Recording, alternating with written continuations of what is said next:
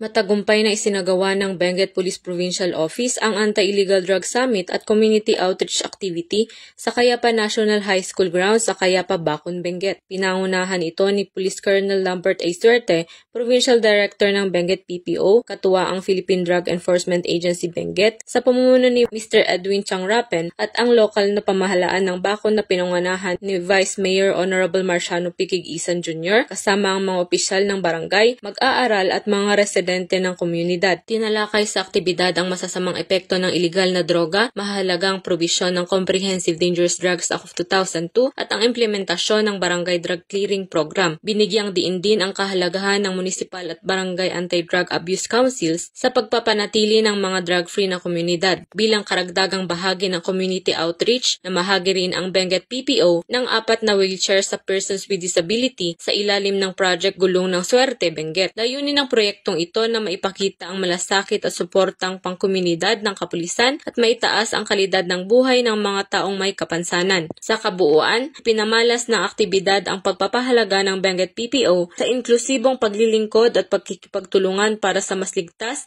at mas matatag na komunidad. Mula dito sa rehiyon ng Cordillera, ako ang inyong PNN correspondent, Patrolwoman Grace Kipian, alagad ng batas, tagataguyod ng Balitang Pulis.